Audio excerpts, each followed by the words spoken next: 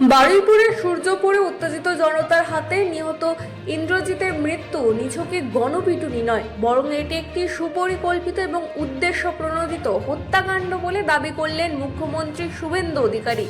আজ নিহতের পরিবারের সঙ্গে দেখা করতে বারুইপুরে তার বাড়িতে যান মুখ্যমন্ত্রী। সেখানে ইন্দ্রজিতের বাবা মায়ের সঙ্গে কথা বলে সমবেদনা জানান তিনি। পরে সাংবাদিকদের মুখোমুখি হয়ে মুখ্যমন্ত্রী বলেন, নাম পরিচয় দেখে ৩৫ বছরের এক অবিবাহিত যুবকের হাত পা বেঁধে যেভাবে মারধর করে হত্যা করা হয়েছে তা সাধারণ কোনো গণপিটুনির ঘটনাই নয়, বরং ঠান্ডা মাথায় পরিকল্পিত খুন।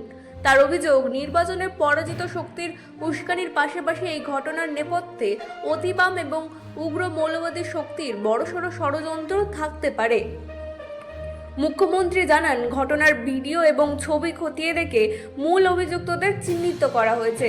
পুলিশ দীঘা এবং বকখালি সহ বিভিন্ন এলাকা থেকে অভিযুক্তদের গ্রেপ্তার করেছে। এই ঘটনায় এখনো পর্যন্ত প্রায় ৩৮ থেকে ৪০ জনকে গ্রেপ্তার করা হয়েছে। তিনি জানান, এই হত্যাকাণ্ডে জড়িতদের বিরুদ্ধে কঠোর আইনি ব্যবস্থা নেওয়া হবে। এদিন নিহতদের পরিবারের হাতে ২৫ লক্ষ টাকা আর্থিক সহায়তার চেক তুলে দেওয়া হয়।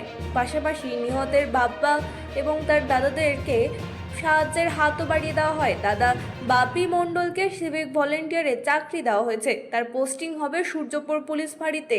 এছাড়া ক্ষতিগ্রস্ত বাড়ির সরকারি খরচে সংস্কার এবং বাবার জন্য বার্ধক্য ভাতা এবং মায়ের জন্য অন্নপূর্ণা ভাণ্ডারের প্রকল্পের সুবিধাও ব্যবস্থা করা হবে। Bureau report, রাতদিন news network. দেখুন, প্রথমে এই একরত্তি বাচ্চা মেয়েটিকে যেভাবে নৃশংসভাবে শারীরিক নির্যাতন করে নৃশংস অমানবিক খুন করা হয়েছে, তার পরিবার প্রথম দিন থেকে মুখ্যমন্ত্রী এবং পুলিশকে সাহায্য করেছে, আমাদের কথা শুনেছে। আমরা পরিবারের প্রতি কৃতজ্ঞ। আমি প্রথম ইনসিডেন্টের দিন ফোনে কথা বলেছি, টুইসডে ফিজিক্যালি মিট করেছি ওনাদের সঙ্গে বারুইপুর এসপি অফিসে। স্পেসিফিক 4 জনের নামে ওরা অভিযোগ দিয়েছিলেন। 4 জনকেই পুলিশ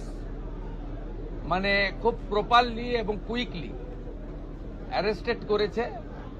তারা পালিয়েও গেছিল অনেক দূরে দূরে, বসিরহাটে বাংলাদেশ বর্ডার পর্যন্ত চলে গেছিল।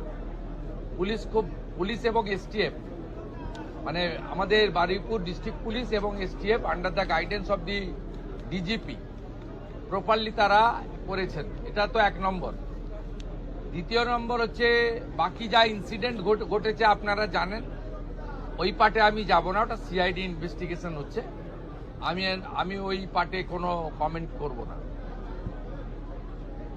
আমি যেটা পরিবারকে আজকে বলে এসেছি যে কাস্টডি ট্রায়াল হবে এবং কনভিকশনের এক্সিকিউশন এটা কমপ্লিটলি মুখ্যমন্ত্রীর মনিটরিং এ হবে।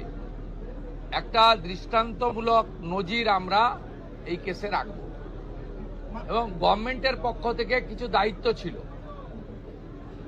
এটা আমি বলবো না। গভর্নমেন্টের কিছু অ্যাসিস্ট্যান্সের বিষয় থাকে, যদি ফ্যামিলি রাজি থাকে। ফ্যামিলি রাজি ছিল, আমরা গভর্নমেন্ট পাশে দাঁড়িয়েছি। কিভাবে পাশে দাঁড়িয়েছি, ফ্যামিলি যখন দরকার হবে বলবে, আমি বলবো না। দ্বিতীয় হচ্ছে, ইন্দ্রজিৎ মণ্ডলের যে